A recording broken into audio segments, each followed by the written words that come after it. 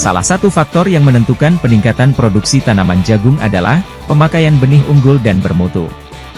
Di mana pembuatan benih jagung hibrida yang bermutu dan unggul diperoleh dari teknologi benih, yaitu pemuliaan tanaman.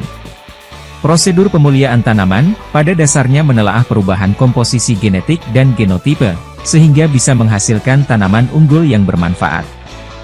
Hal ini bisa diperoleh dengan mengembangkan tata cara dan teknis prosedural yang khas. Seleksi massa dan seleksi galur murni merupakan dua aspek penting dalam pemuliaan tanaman. Dalam seleksi galur murni, pengembangan varietas sangat seragam dengan keterlibatan tanaman tunggal. Sedangkan dalam seleksi massal, beberapa garis murni dicampur untuk mengembangkan varietas heterozigot dengan variasi genetik.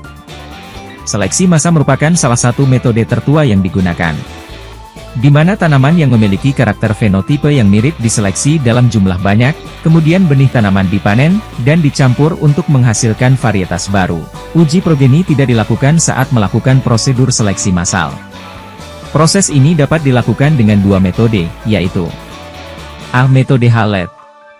Kondisi lingkungan yang ideal disediakan untuk tanaman, dengan ketersediaan air dan pupuk optimal. Kemudian, prosedur seleksi massal dilakukan.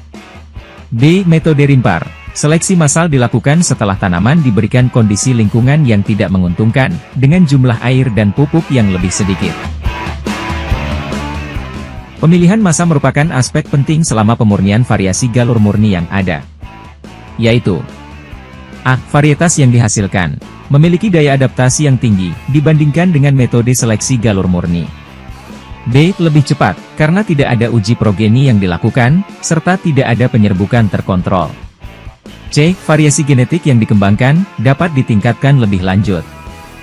Tanaman dalam seleksi galur murni, memiliki genotipe yang sama dengan tanaman induk yang digunakan untuk pembuatan galur murni. Perbedaan fenotipik yang ada pada tanaman galur murni, bersifat lingkungan dan tidak akan berpindah ke generasi berikutnya. Tanaman galur murni dapat dimanfaatkan untuk pengembangan varietas baru melalui hibridisasi. Varietas yang dihasilkan disebut dengan hibrida. Secara umum, prosedur pemilihan galur murni terdiri dari 3 langkah, yaitu 1. Pemilihan tanaman. 2. Evaluasi progeni. 3. Percobaan hasil. Seleksi galur murni adalah prioritas dalam produksi benih jagung hibrida. Secara umum, hal yang perlu diperhatikan untuk hal ini adalah A. Seleksi massal, mengacu pada jenis pemuliaan tanaman, di mana varietas heterozigot dengan variasi genetik dikembangkan dengan mencampurkan beberapa galur murni.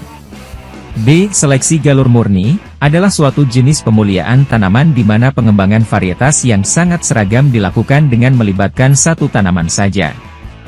C. Beberapa galur murni bercampur untuk mengembangkan varietas heterozigot dengan variasi genetik. D. Seleksi massal dilakukan pada tanaman penyerbukan sendiri dan penyerbukan silang. E. Pemilihan galur murni dilakukan pada tanaman yang melakukan penyerbukan sendiri. F. Penyerbukan tidak dikontrol dalam seleksi massal. G. Penyerbukan dikendalikan dalam seleksi galur murni.